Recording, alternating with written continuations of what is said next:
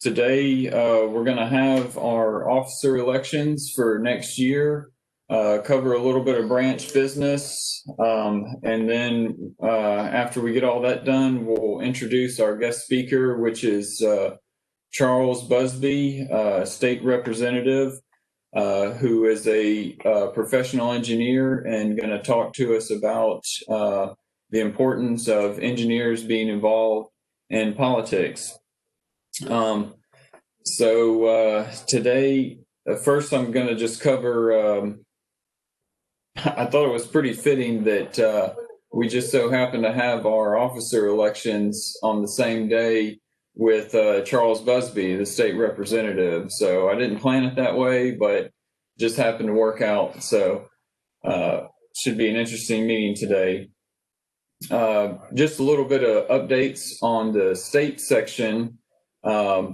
Miss Hannah Denson is the president of the Jackson branch, and she has been organizing an initiative to put together some STEM kits that will be handed out to students at the Rains Elementary School up there in the Jackson area. And so they're basically going to just put together, a little kit for a student that will have some sort of engineering or science lesson and activity for the students to do. This will be kind of like on a monthly basis where they'll, deliver the kits once a month to the school. And then also, they're looking for any kind of volunteers if you'd like to donate to it or volunteer to help put together the kits. You can do so, and feel free to contact me if you need more information on that. Then next week, the state section is going to be hosting the annual meeting. It's going to be all online virtual meeting. It's going to be September 16th through the 18th. I hope everyone registers and attends for it. On the 16th, Wednesday, it will just be a online happy hour event where we're gonna play some fun online games. I think they're sort of maybe trivia based, or also have some sort of like choose which emoji or GIF best describes a statement or something. So it sounds like a lot of fun, and I'm looking forward to it. And it's going to give us the opportunity to still network and connect with our fellow ASCE members from across the state. And then the Thursday and Friday of next week, the 17th and 18th, will be a series of webinars by guest speakers, the keynote speaker, and then you'll have the opportunity to earn up to 15 PDHs over the course of those 2 days, one of which will be an ethics credit. So that'll be helpful for us. If you have not received the email from the state section about registering for that meeting, please feel free to contact me, and I will forward it to you and get you in touch with that. And then also on the state section side, I'd like to recognize two of our state section officers who have recently received awards. The first, Sarah McEwen, was selected to receive the 2020 William H. Wisely American Civil Engineer Award. Sarah was selected for this honor for her commitment to saving the Mississippi River Basin model, initiating and enlisting help to clean up the model, and to use it as a tool to inspire excitement in children for civil engineering. So congratulations, Sarah. Sarah is also the state section treasurer for the year. And the second award was to Dr. Edith Martinez Guerra, was named ASCE's 2020 Young Government Civil Engineer of the Year.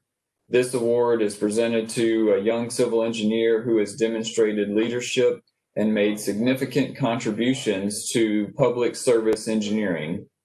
Edith is currently serves as the president-elect of the Mississippi section and is an active member in the Vicksburg branch. Okay, and now I'm going to move into a little bit of branch business to cover before we get into the elections. Just a little bit of updates on what's been going on with our branch. As you know, our meeting format has changed to virtual online meetings due to COVID-19 social distancing protocols. And so we were hoping to start transitioning back to in-person meetings for the latter half of this year.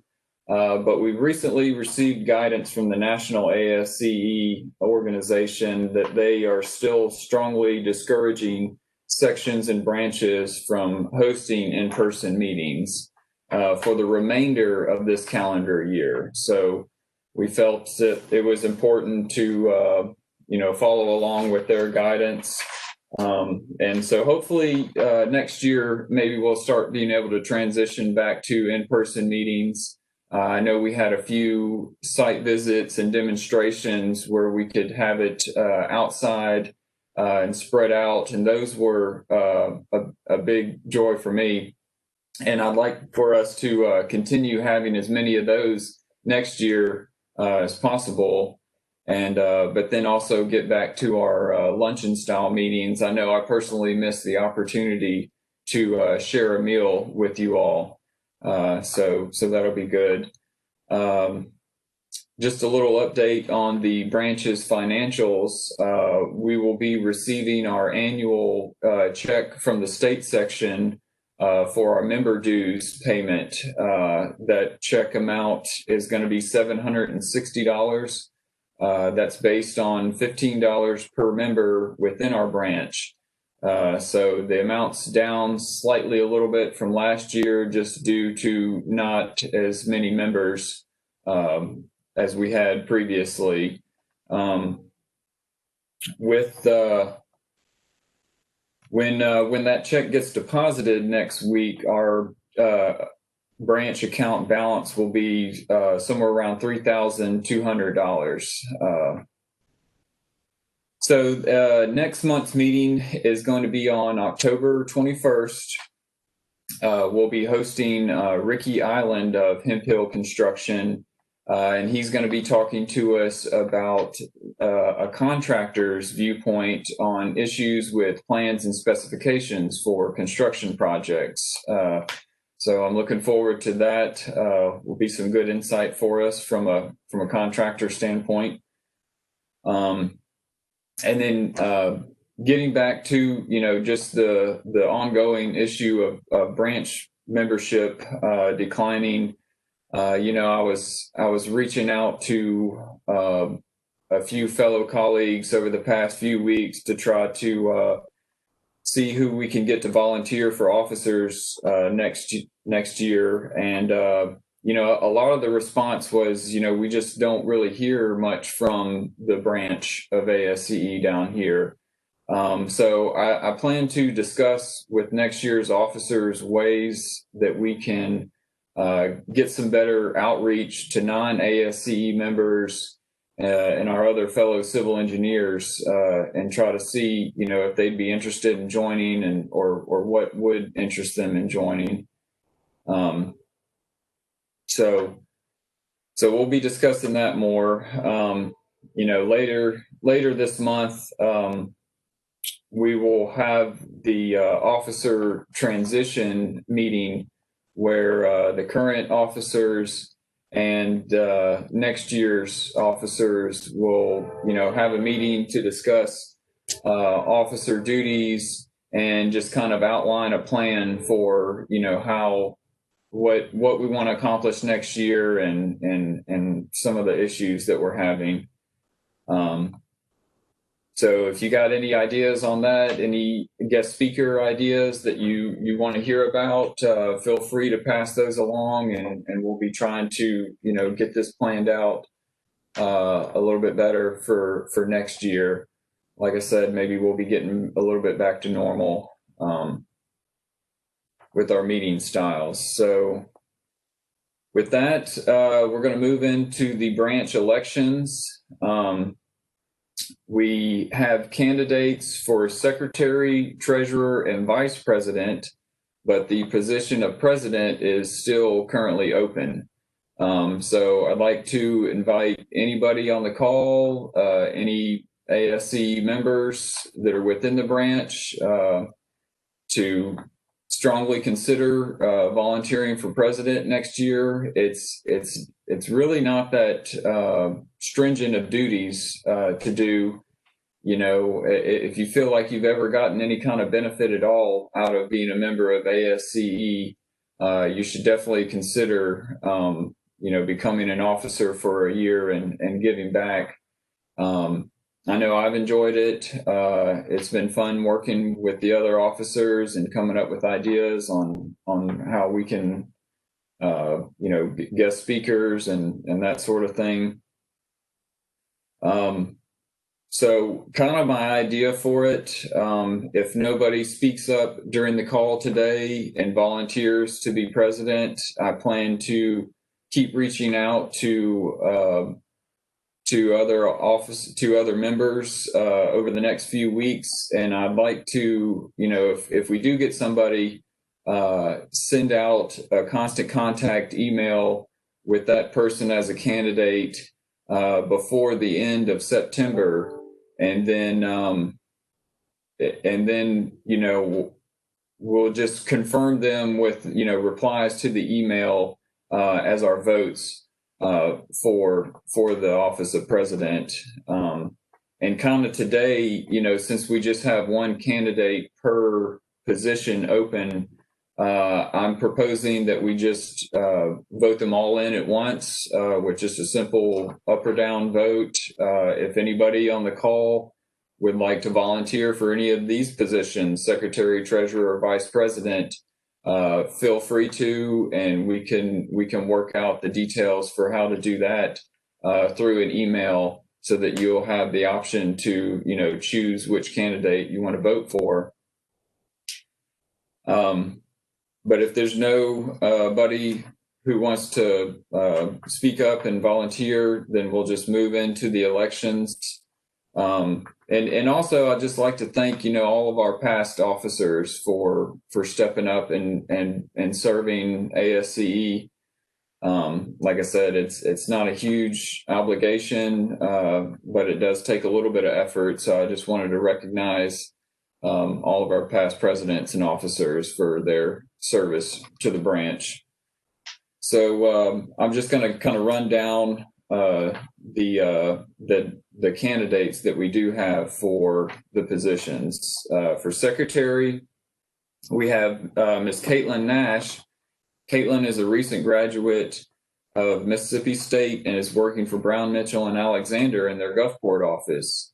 While she was at Mississippi State, she served as treasurer, vice president, and president of their student chapter of ASCE there. So I'm very excited to have her have someone with some solid, very recent ASCE background coming in to be an officer. So Caitlin, I see you're on the call. If you would just unmute yourself, and do you accept the nomination? I do. All right. And then next we have treasurer, Mr. Andrew Levins.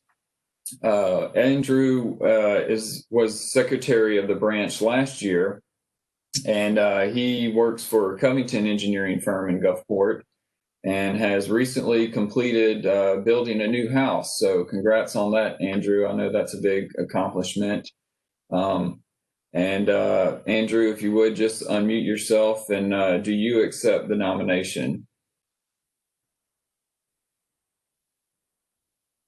I thought I saw him on here earlier. Oh, yeah. I do accept it. Sorry. Okay. Perfect. Thank you. And then for vice president, we have Jim Graham. I don't know if he's on the call or not. Jim, are you on? I don't see him on here. I've been texting and talking with him extensively over the past few days, and I know he has accepted the nomination. But Jim is the past year's treasurer of the branch, and he is with Eagle Creek Engineering, and he's involved in many other organizations on the coast. So, like I said, I know for sure he's accepted his nomination already. And so we're just going to call for a vote now. Is there anybody opposed to any of these candidates? If so, unmute yourself and say no. All right. All those in favor say aye. Aye. Aye. Aye. Aye. All right. Well, there it is. We have 3 out of 4 of the officers for next year. And like I said, if you can think of anybody who you think might be a good candidate for president, feel free to send them my way. We can talk about it. I plan to stay involved with the state section next year as the K through 12 education outreach chairman for the whole state. So I will be helping organize. I want to do maybe 2 to 3 at least education outreach events to maybe some elementary schools, career guidance for high schoolers, maybe even try to start some sort of a mentoring program where, we match up professional engineers with a college student to provide a mentor for them.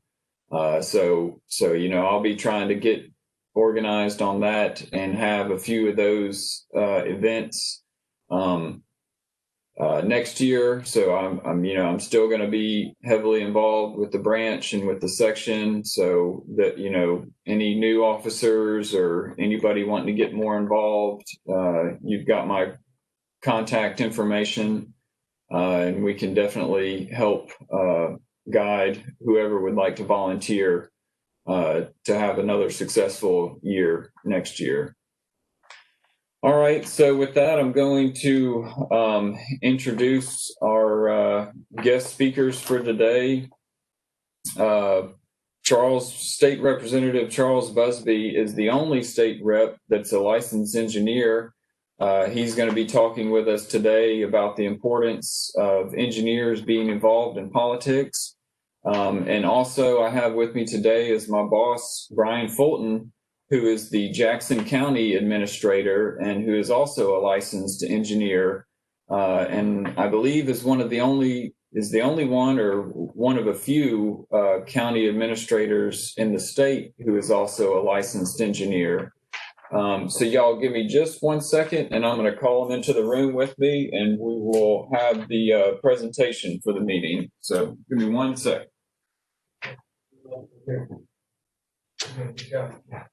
Y'all ready? All right.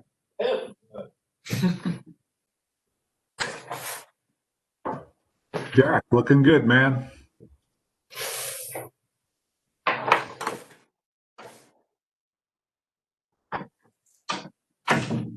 All right, so we got Charles Busby here in the center and Brian Fulton on the outside. Charles, take it away. And Oh my goodness, too much responsibility. You guys get all your officers elected? we got 3 out of 4. 1 more to go. Oh, just write somebody in. Yeah. I'm a mechanical engineer by trade, and so I don't want to talk too far beneath you guys in the civil world, but it seems that a lot of what I do these days has to do with civil engineering. So hopefully you'll find some interest in what I'm going to talk about today. About 5 years ago, I was appointed as the chairman of transportation in the Mississippi House of Representatives.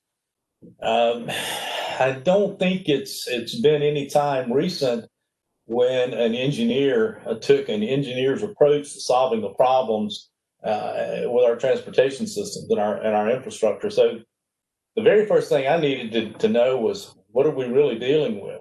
So the first order of business was to get with MDOT and go around the state and look for myself to see what road and bridge conditions were, and learn a lot from those guys too about being able to spot those conditions and being able to gauge, asphalt, score the condition of the asphalt and how things were done, and look at some of the bridges, especially on the county systems.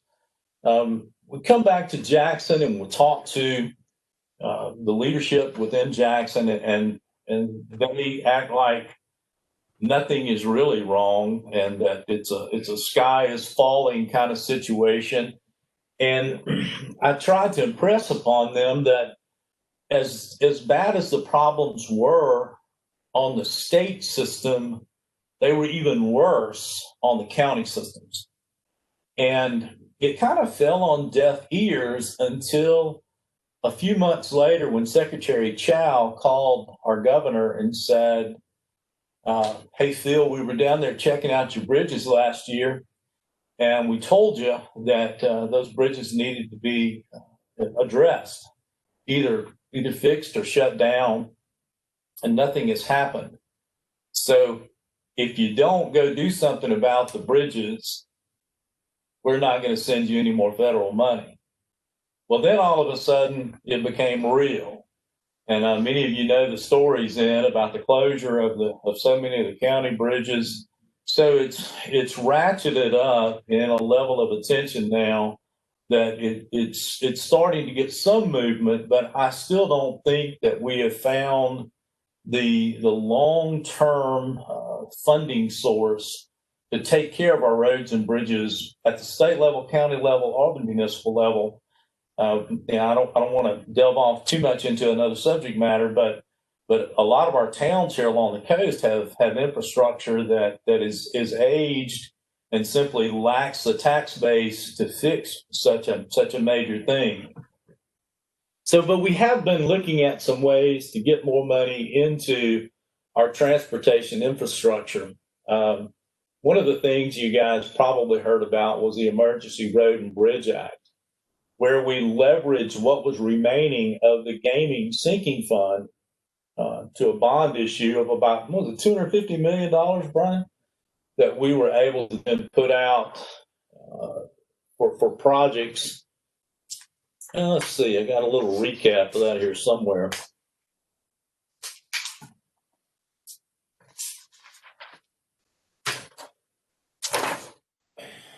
$168 projects awarded so far. Of those projects, they're combining some bridges, repair, replace 207 bridges across the state. And this is 15% of the funds were awarded to MDOT, 85% to locals.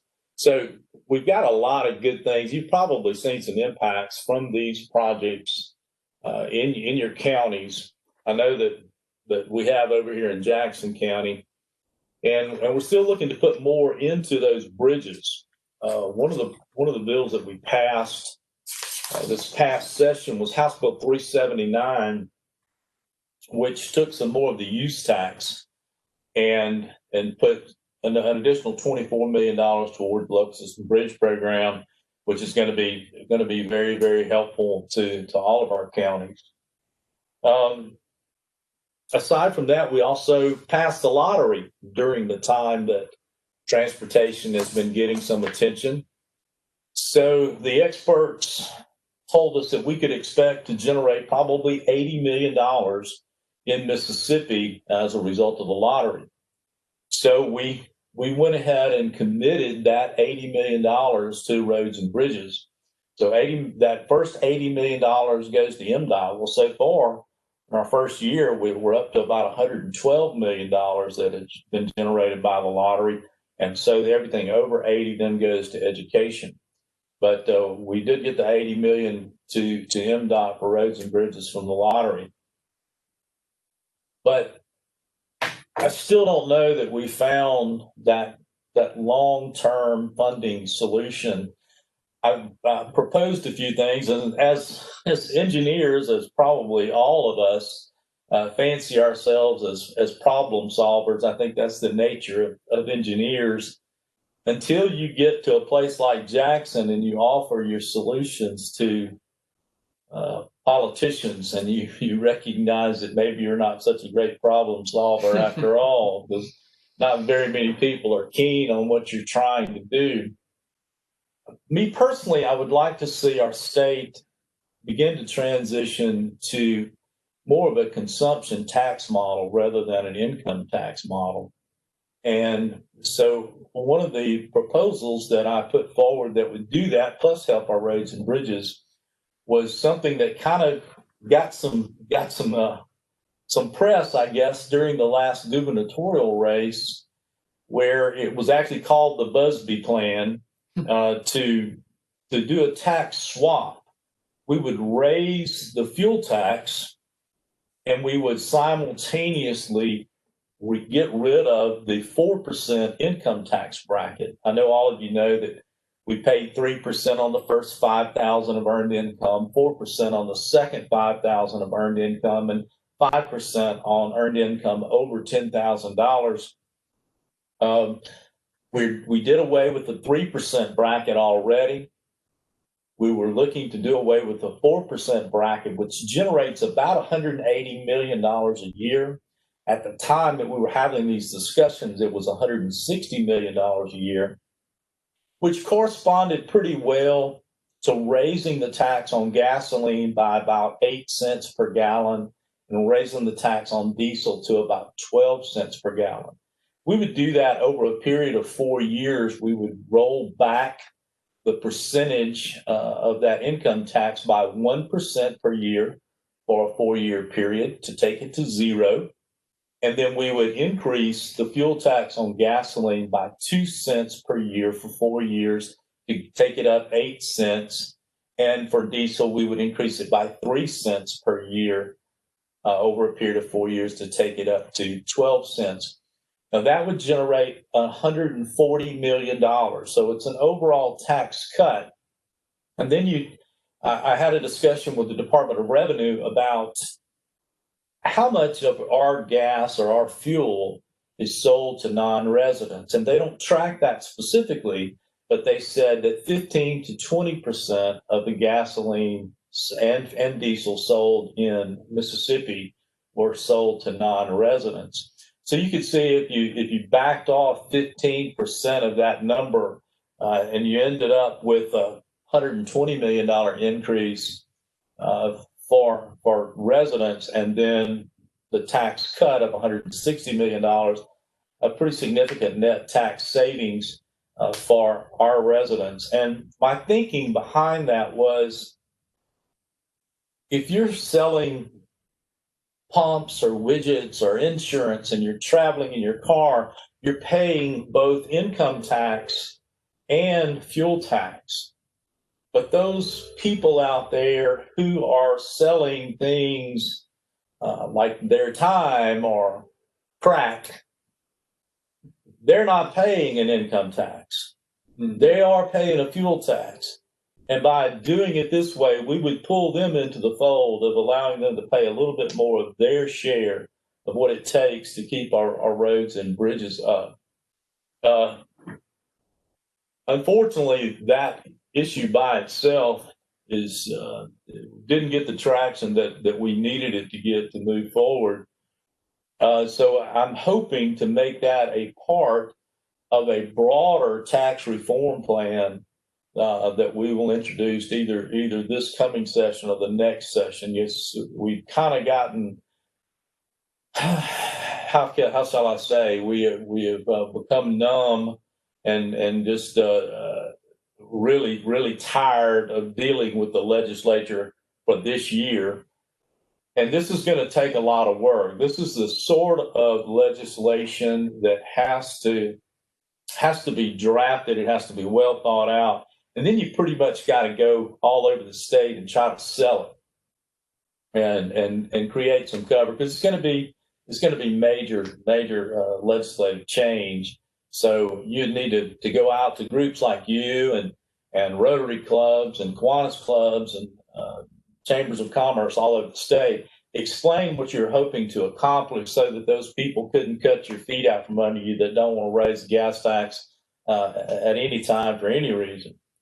So I'm hoping that we can do some of that and either this year or next year. But as I say, it may get pushed back a year. I think this coming year would have been the right time to do it.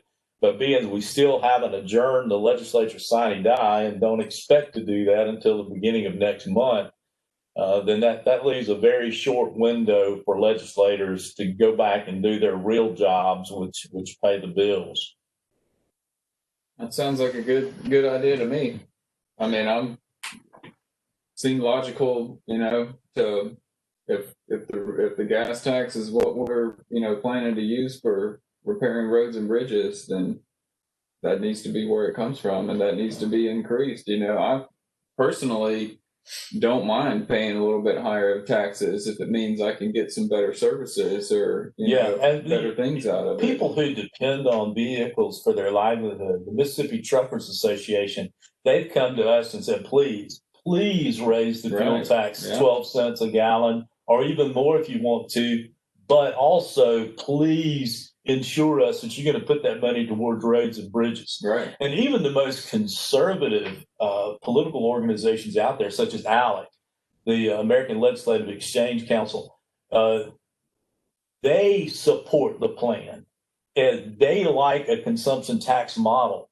As long as those dollars are not going to be brought in from a fuel tax and then utilized on education or some other notable reason, as long as it goes back into roads and bridges, they are good with the concept. As a matter of fact, the Tax Foundation was asked to offer an opinion on this, and they told us at the time that it was the brightest conservative tax piece of legislation in the country at the time, and it would have taken Mississippi's tax code from being the 24th most conservative in the country to being the 19th most conservative in the country. Wow. So it was a good move, I thought, and I still think it is. Mm-hmm. I just think that now we got to package it a different way and try to sell it a different way. I've come to recognize that if you fail in getting something passed, it's no one else's fault. It's because you didn't do something that you were supposed to do. You need to package it differently. You need to talk to more people. You need to push it harder, whatever it may be. So we will continue to do that. Yeah. Well, under that plan, how does it address electric powered cars? Well, we passed this about 3 years ago, 2 or 3 years ago, Brian. It doesn't really address it, other than we put an annual fee on electric vehicles of $150. And I'll tell you where that came from. And then the hybrids was $75. The $150 comes from if someone had a vehicle that traveled 15,000 miles a year and got 15 miles a gallon, then you'd spend $1,000 on fuel. Mm-hmm. And so $150 is 15 cents per gallon. That's somewhat about where you would be with fuel taxes paid. So trying to make it equitable. And, we got a lot of pushback. But right now, a very, very small percentage of our vehicles on the road are electric vehicles. So I thought it would be good to pass it early, so as not to deal with the blowback later on when 35% of the vehicles out there are electric vehicles. We also have to be smart about how we spend this money. We could spend a whole lot of money rehabbing roads that we utilize today that won't be very useful for us in the future. I go to a lot of conferences and look, trying to see what's coming from the world of autonomous vehicles primarily. Mm-hmm. And you can't just put an autonomous vehicle on any roadway out there. I mean, it has to be a limited access roadway. Right. Yeah. So should we be spending these dollars to create more limited access roadways, or should we be spending them to rehab Highway 49? Yeah. Which is not a limited access roadway. Right. So it's a fine line, and again, I'll tell you, when you you start talking about things like autonomous vehicles, to most people over 45 years old in the state of Mississippi, they look at you like you've lost your mind. Right. There is no way that's ever going to happen. Mhm. Where you can't even begin to explain to them that right over here at the University of South Alabama, they got single person air taxis that would work right now. Mhm. And so it's the world of transportation is going to be vastly different, I think, in 20 years. Yeah, definitely.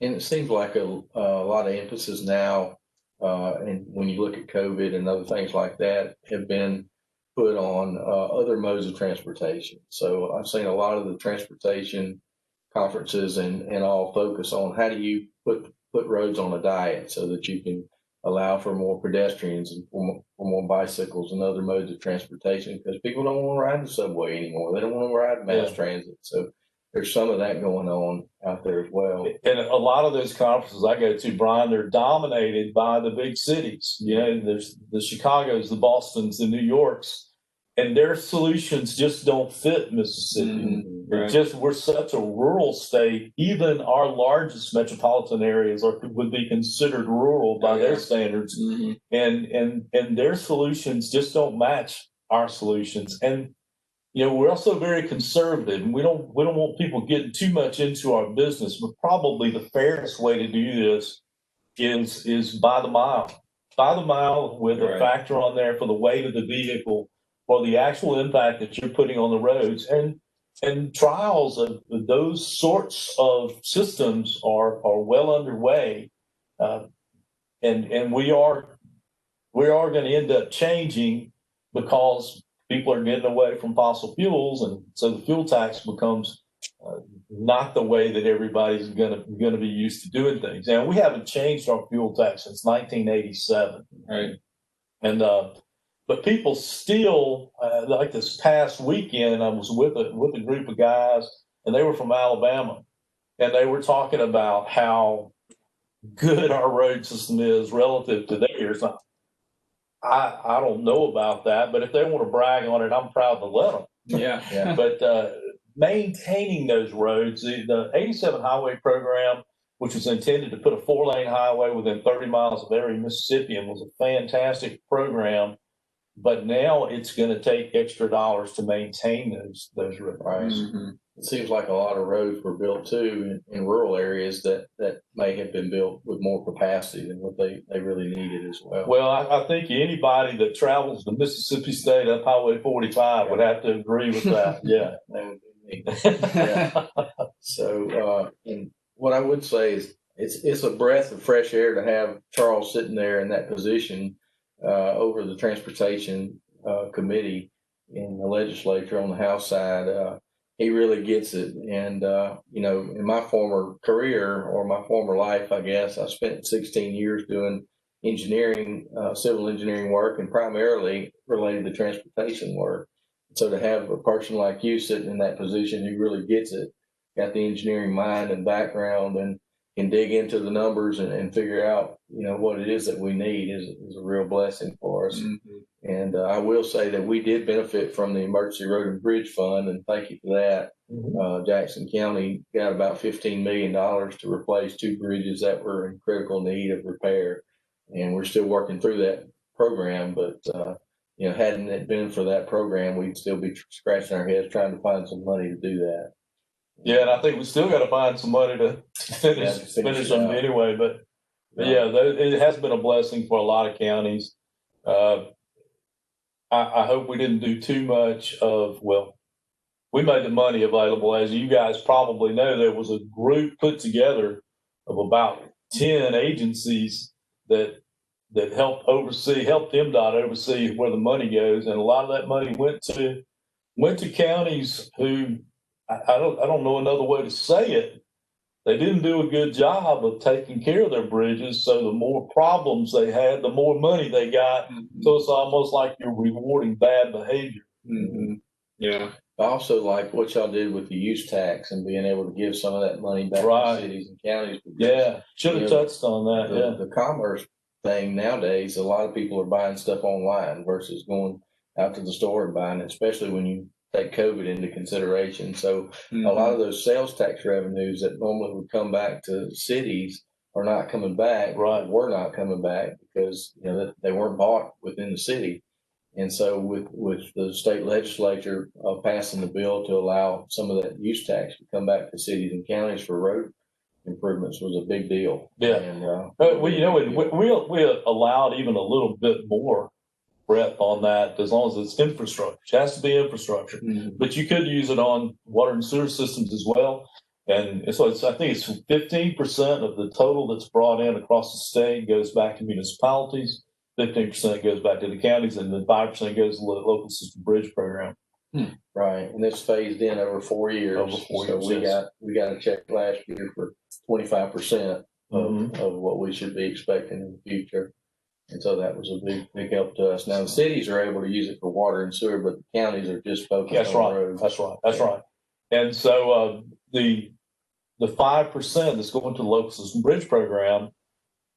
The local system bridge program got gypped the last couple of years in the general bond bill because we put a portion of that money forward. It typically gets $20 million.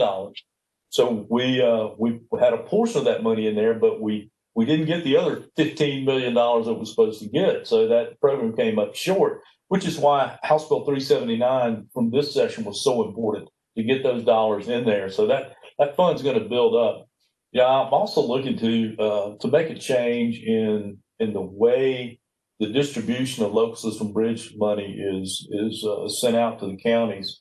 Right now, a portion of it is based on road miles, proportional to road miles within the state, which has got nothing to do with your bridges. Trying to get the money to where the money is needed, get it to the bridges. So that's something That's that true. we'll I be know working on in Jackson County, we probably have a lot more bridges here, just being closer to the water than more rural counties Yeah, further that's right. north in the state. So yeah, that could be improved. Hi guys, this is Jennifer. We've got a couple of questions if you guys are up for them. Yeah, that's fine. Well, it depends on how hard they are. I don't know. Well, I don't know. I guess that's who you are. They'd be pretty hard for me, but probably not for you guys. Eric asks, are roadblocks local interests prevailing over statewide?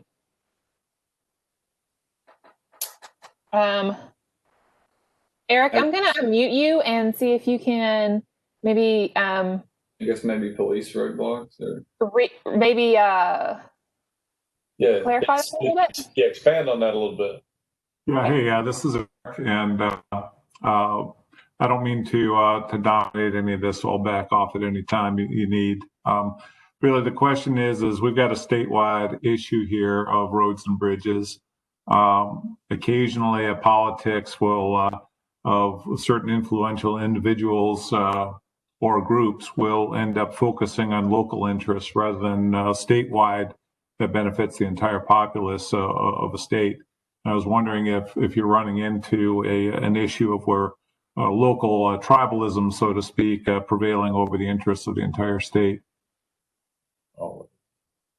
Yeah, I think that's the nature of politics in general, but I'll let Charles speak on that. Well, Eric, I guess I write MDOT's budget, and we've got certain amounts that go back to the localities, but and whether it be municipalities or the counties, but the only way, the mechanism by which that would happen would be for you to load up that appropriations bill with pet projects that would go to particular areas. When I first took over 5 years ago, now I will tell you that bill absolutely had a ton of projects in it. I wiped them all out. And then as of the last couple of years, I've added a couple of more back in, but they are just minuscule relative to where they were. I mean, we're talking, less than $1 million out of a $1.1 billion budget. So, no, I don't think that that's happening now. Does it happen in the bond bill? Absolutely, it does. Well, in House Bill 1 too, weren't there a lot of projects, road projects in that bill that was related to the Gulf Coast Restoration Fund? Was that House Bill 1? I can't remember. There were a lot of projects, individual projects. That was the emergency road and bridge program that were listed in that bill, and well, if the money is generated in an area, then maybe it ought to be slanted in that direction, right? right. Okay, good question, Eric, and thank you, Jennifer. I didn't have the chat up, so we didn't see those questions in there. But yeah, we could field a few more of them if there's any others. Yeah, Walt asked, has there been pushback from agriculture and farmers? And Walt, correct me if I'm wrong, but I'm assuming that you're talking about increase in gas taxes, consumption taxes, and user tax. And he said yes.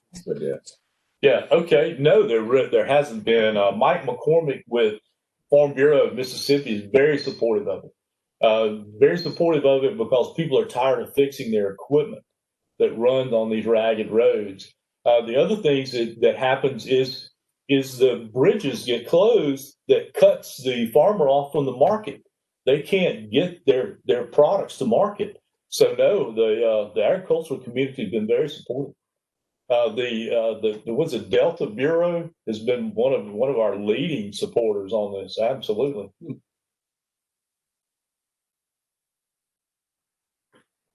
Okay. Walt said thank you. Does state aid acquire funding from the same source? It's in It means by the same source, it's the MDOT funding sources disclosed. Does the state aid program funding come from those same sources? Yes. Yes. For some things, the local system bridge program is different, and that goes to state aid. The state aid does get a percentage of fuel tax revenues that go to MDOT. Is that a component of MDOT's appropriation bill? Yes. Yeah. Well, actually, it is a separate appropriations bill, but that money that gets moved over there is part of that. Other agencies that get cuts like DMR, Mississippi Department of Wildlife, Fisheries, and Parks, they also get a portion of that money from the DOT appropriations bill based on an estimate of the amount of fuel that they use throughout the year. The idea being that they shouldn't have to pay state tax on the fuel that they use, but they fill up at the same service stations that you and I do. Okay. The next question is, does the ASCE report card play at all into Mississippi politics and MDOT planning? And I want to give you a little background. The Mississippi section of ASCE released our 2020 report card in April of this year. It had been slated and then COVID hit, and so it kind of got lost in everything. So I don't know if you guys have seen a lot about that. We've been kind of waiting until everything calms down and the start of the new session before we start sending it out to you guys.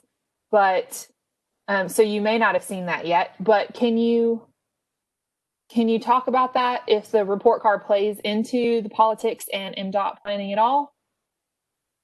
I'm probably the only person at the Capitol who looks at it. So the way it plays into the politics of Mississippi is that it gives me ammunition.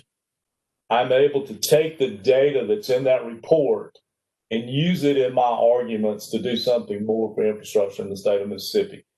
Another thing that they came out with too showed the cost of doing nothing. See, a lot of people think if we don't do anything, it doesn't cost us anything. Well, that's not true. So when you look at the cost of the car ownership or automobile ownership in the various sections of our state, because of the conditions of the roads, the cost to our drivers is significantly more than putting a few pennies on the fuel tax. And so that information has been very beneficial to me. They did an analysis of the Jackson metro area, which was by far the worst. I hate to quote the number, but it was a big number.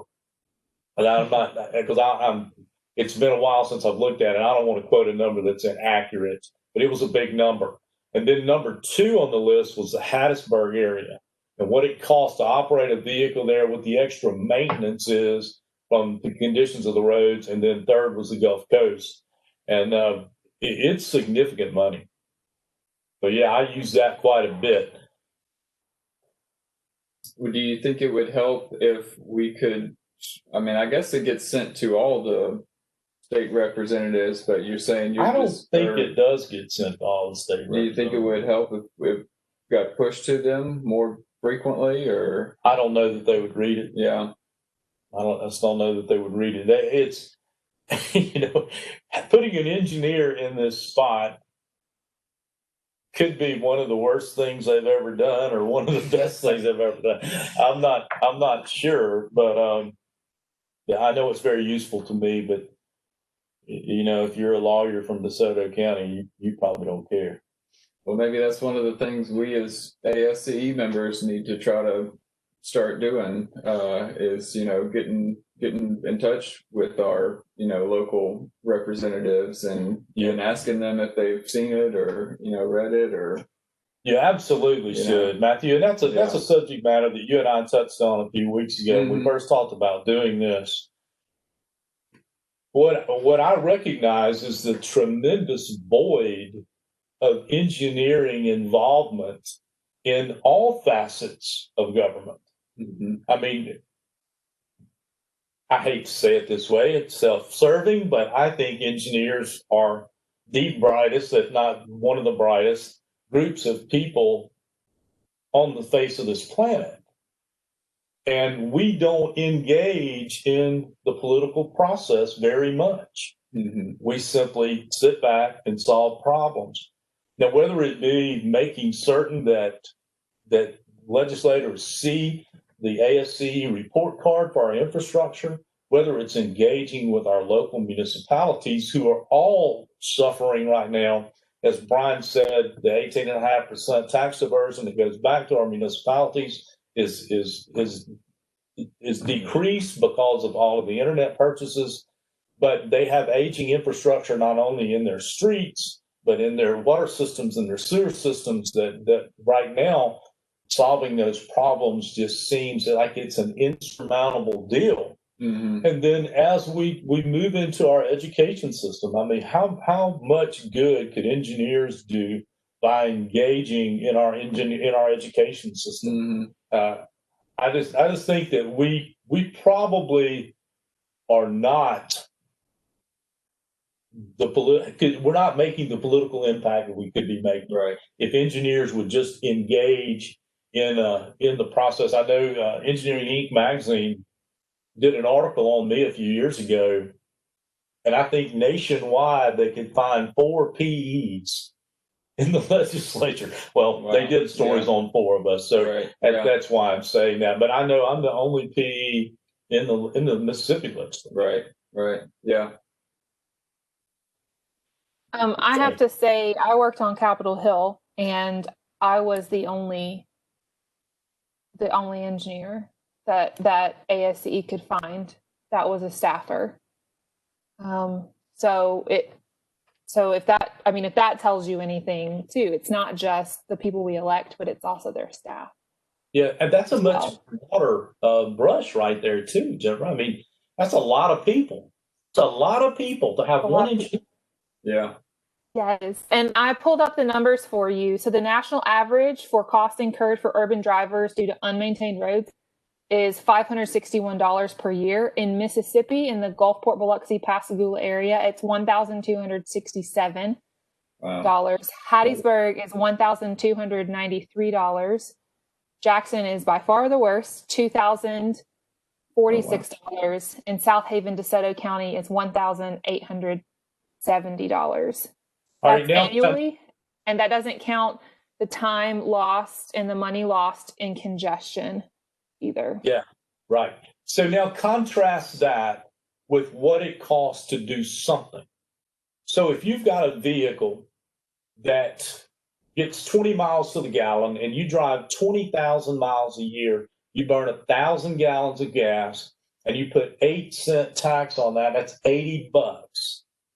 That's $80 if you could fix your issue there with that $80. That really helps. If you're a 2-car family, then say that's going to cost you $160. Getting rid of the 4% income tax bracket saves you $200.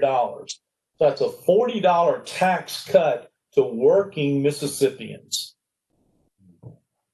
I don't understand why others don't understand. It's a no-brainer. It seems like the other component of that we hadn't really talked about is the cost of doing nothing. You got to look at the life cycle cost of maintaining the roads. Mm-hmm. So Right. if you defer maintenance, it costs you twice as much 2 or 3 years on down the line Yeah. to do it than it would if you did it today. Mhm. Oh, well, it's an exponential It's an graph. I know exponential. we've all seen that graph at, asphalt seminars that show, the first 2 years it's, minimal, but you wait 10 years and Yeah. it's, 10 times. A the mill amount. and overlay is a lot less expensive than digging up the whole Oh, yeah. base of the road and, Right. and fixing it all. Yeah. Right. Yeah. Yeah, that's a good point too. And if we don't catch them, we don't start doing it pretty doggone soon. We're going to be in the. That's why the hole just keeps getting deeper, and it keeps getting harder to dig back out of. That's probably why you look at these areas that she mentioned. The Jackson area. I mean, how long have they deferred maintenance on those roads? And those roads are horrible because the base there is the Yazoo clay, Yeah. and the Yazoo clay is just tears up roads. I think it increases in volume by 400% Mm-hmm. when it gets wet. Mm-hmm. So getting wet, drying out, it's just terrible on those roads. Yeah. Yeah, thank I you for wanted that, Jennifer. That's good information. You're welcome. It's in the report card. I was one of the chairs that released that this year, so I knew exactly where to find it in the report card. Well, good. I'm glad you were able to get those exact numbers. As I was talking about it, like I said, they're pretty doggone big, especially when compared to the cost of fixing the problem.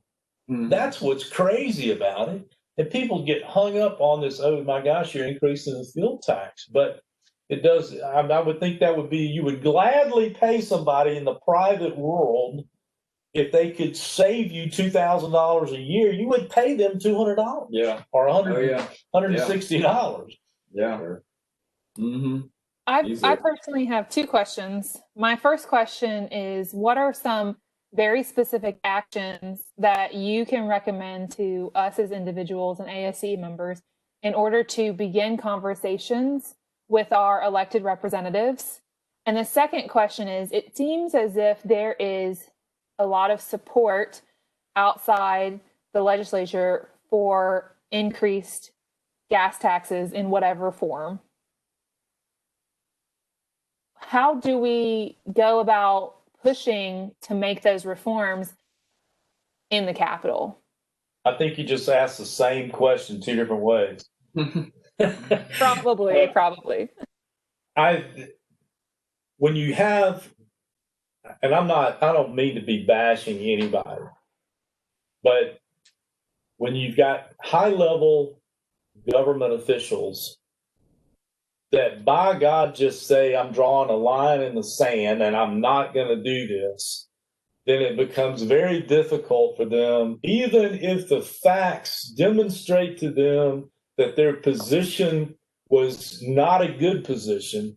It is very difficult to get them to change that position. Jennifer, you sound like you know that.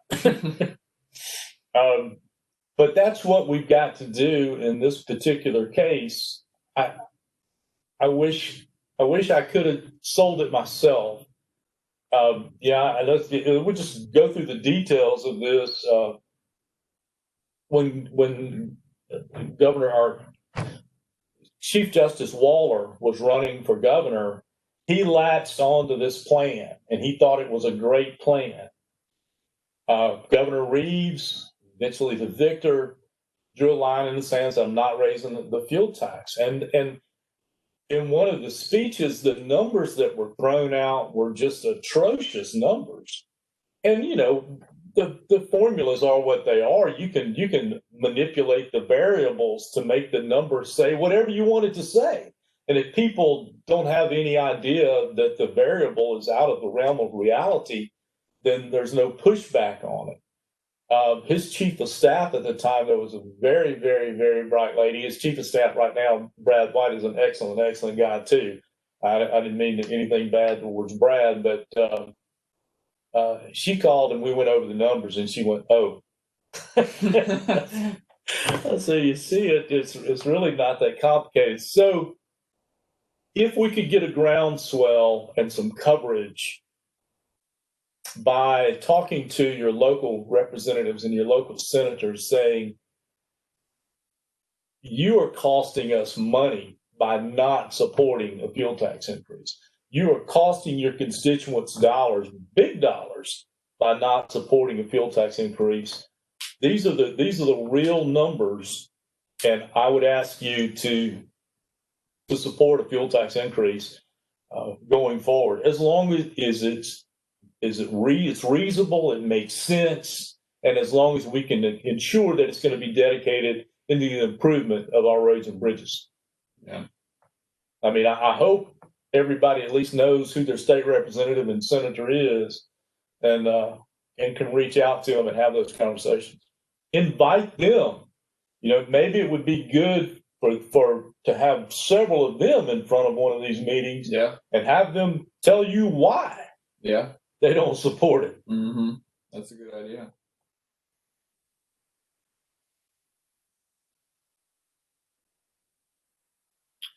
Okay. Anything else? Any other questions? Well, I wanted to ask Brian the same question. So, what can we do to help on the county level? Brian, I'm not sure, but. Well, you know, our revenues primarily come from ad valorem taxes. So that's taxes on personal property, real property and personal property. You know, and, you know, talking about dedicating or putting more money towards roads and bridges is, because it's such an expensive item, is usually talked about in the same context as raising taxes, which is not a very popular subject to do.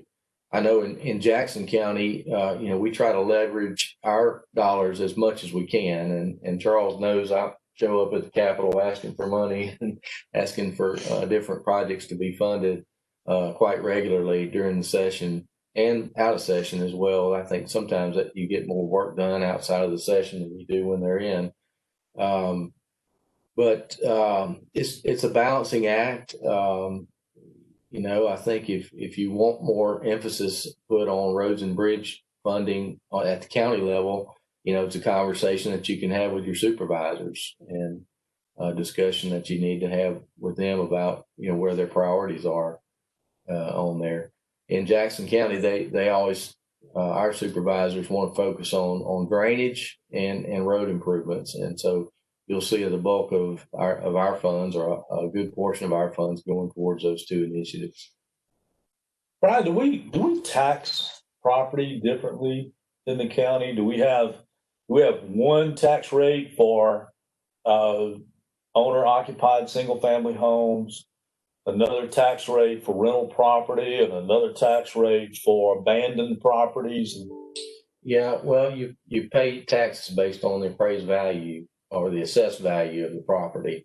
And if you live at your house, then you can claim homestead exemption, which saves you, instead of paying 10% on the assessed value, or instead of paying based on 15% of the assessed value, you pay on 10%. So it's about a 1/3 reduction in taxes if you're claim homestead exemption. But outside of that, don't you think that the ad valorem tax system we have here in the state of Mississippi actually encourages people not to invest in their home? Because as the assessed value goes up, so does the tax, So if you abandon a piece of property and you leave it as a blight for the area, your tax goes down. When I'm thinking, if we don't want those properties, maybe we ought to be taxing the crap out of them. I have to watch my tongue when I'm doing these things. Yeah, yeah, I think there's pros and cons to each of those methods that you could do it all on a sales tax thing, or there's a lot of different ways that you can look at taxation. But I think the one thing that's been pretty good about the way it is now is we've been sort of insulated with this COVID thing. And so, not a lot of our tax revenues none of our tax revenues are based on sales tax. It's all based on property values, taxes. and property taxes or property values hadn't changed that much. In fact, they've gone up a little bit because we've had a little bit of growth. So we've been pretty level as far as that goes, a level. Yeah, but you're speaking from a position of looking out for it as the county administrator. Sure. And I'm speaking from a position as a resident of the county. Right, sure. So there's a lot of different ways to look at it, I think. But that's the way. Well, I think Mississippi is very tight on things like local option sales tax. If you want a local option sales tax, whether it's with the county or with a municipality, you have to go before the legislature and make your case. And it's very, very rare that one is granted. Mm-hmm. We got one for the tourism commission. We got a 2% head on bed tax in Jackson County. Yeah, that's right. We do have that. Yeah. That was an uphill battle. I mean, that required a referendum vote. But if you look at a city like Pascagoula, that's their population doubles every morning at shift change when Ingalls comes in, and yet it's just the residents of the city that are left to keep up the infrastructure for an infrastructure that has to support twice as many people during the day. Right. And a local option sales tax, I think, would be something that would mean something here in Pascagoula. Right. But some of that, when you think about it, and I won't be too critical here, but it's up to us and the people that are vested in this community to get people to want to live here. And so we see so many people that cross the Alabama line and take those paychecks that they're getting from Ingalls over to Alabama and spend them. I think some of it's up to us to get them to want to live here in Pascagoula and Moss Point and some of the areas that have kind of declined in the last 10, 20 years. So that's something that we're working really hard on. And we've got 6 or 7 organizations that are focused on downtown Pascagoula and trying to bring a lot of resources here. I guess that'll probably be a topic for another day. But So you're right. We've kind of touched on, engaging our state representatives or, anybody really, and just let them know what the issues are, what we think, how they can be fixed, from an engineer standpoint. Let's talk about a little bit kind of the logistics of actually being a state representative and how more people, more engineers could, take that on personally. I know it's not a very high paying job, so it's not always, beneficial for somebody to leave a decent engineering job to go be a state rep for 4 years. Yeah, but how can more, engineers become actually employed as politicians, I guess? Well, obviously, you pick up the mantle and you run with it. But a lot of people, probably people on this call here, on this meeting, if you're doing public service works as a private engineer, and then you run for the legislature, and those dollars come through the legislature. Now you've got a conflict of interest, and you just took away your entire livelihood. I know that prior to my joining the legislature, my company had worked for 15 years in Ingalls. And then one of the first things that we get to when I get to Jackson is we got a bond for Ingalls. that pays out over 5 years, $200 million. Well, now I can't work in Ingalls. Mm-hmm.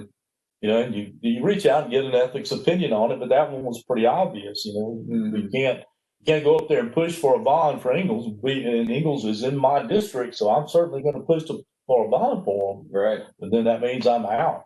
Right. But if you can find those ways, you also got to have the flexibility and the time. Right. The legislature meets from early January until around the beginning of April, and that's 3 of the 4 years of the term. The session immediately following an election is actually 4 months. So you don't get out until early May. So it's a significant calling on your time.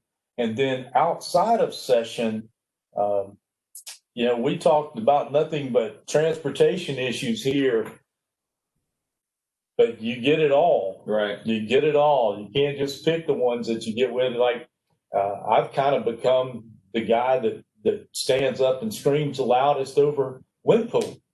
You know, our people pay it, and then you got people trying to rate it every day. Mm-hmm. Because there's a significant amount of money there. However, if we were to experience another Katrina, I mean, if a Laura had come into Pass Christian, we would need every bit of that money. Yeah. But when things get tight, you know, everybody's throwing their hands in there for it. But that money is generated here on the Gulf Coast by coastal residents. Mm-hmm. And it's not to be treated as public money. So I find myself constantly defending that.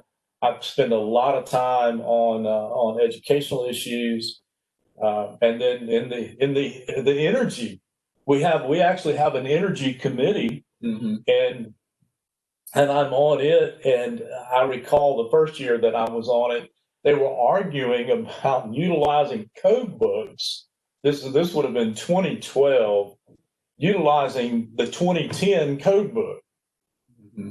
No, they couldn't do that. Couldn't do that. And I said, you know, guys, engineers don't even know that this law exists.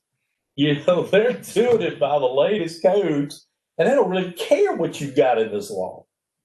But, you know, they eventually settled on, I think, a 07 code that everything would have to comply to. Right. Yeah. But it was for DFA, really. It had to do, in order to get some federal dollars, you had to have something in there. Yeah. What specifically, I guess it was probably a lot of things, but what led you to just want to take it on? It wasn't my original idea.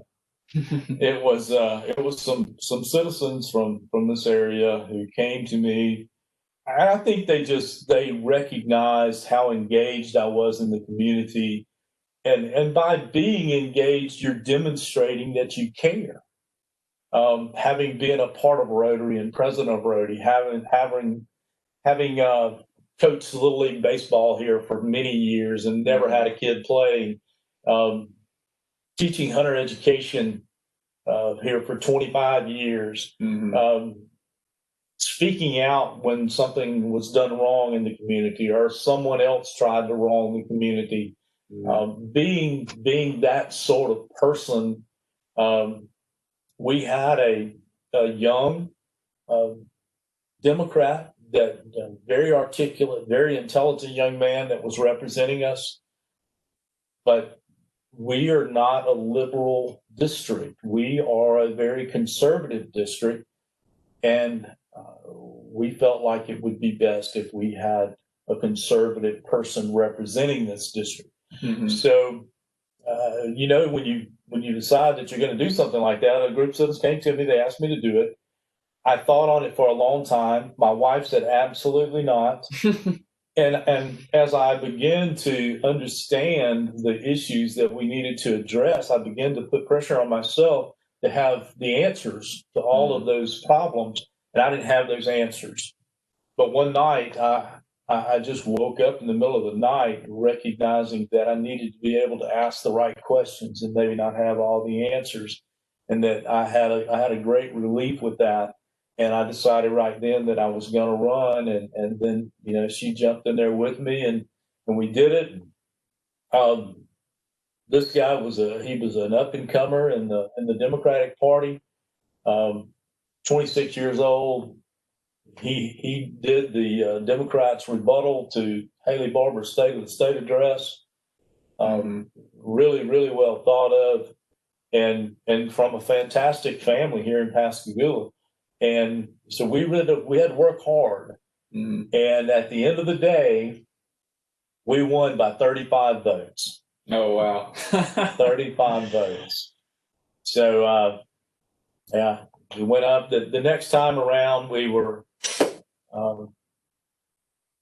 faced another Democrat challenger, and we fared significantly better. I think it was 77% to 23% that time. And then this past election cycle, no opposition. But I'm kind of a term limits guy.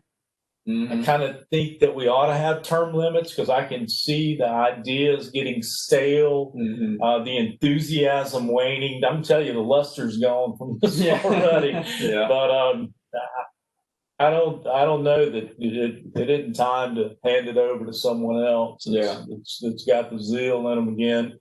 But the risk you run then is that those people who have tenure, they've been up there a while and they know where all the skeletons are and they know where to go get things done to take care of their constituents. And I'm like, who's going to take care of my children? And so that makes me hesitate a little bit. Yeah. All right. Well, Jennifer, we got any other pressing questions from the chat line? No more questions from the chat line. I was trying to think of a good poll question we could ask for y'all to email me, and then I'll send out the PDH credits for this meeting. Charles, you got any ideas? I was thinking maybe just name a favorite engineer or politician from history or recent besides yourself. Might be a good one. But I'll be. Why don't we ask people who their state senator and representative? Well, that's even better. Make them look it up. All right, I like it. Okay, so anybody on the call, just email that answer to me. You should have my email through the invite we sent out for this. But if you don't, it's my name, Matthew, MATTHEW _ HOSEY at co.jackson.ms.us. So I'd like to thank everybody for participating in the call today. And so I think that about wraps it up. Thank y'all for coming. We'll see you next month. Thank you, Charles. Oh, and before I forget, we always give our guest speakers a little present to show our sign of appreciation. Thank you. And Brian gets a hugger too. All right. So thanks, guys. Thanks for having me. Yeah, enjoyed it. Thank you, Charles. Thanks, Brian.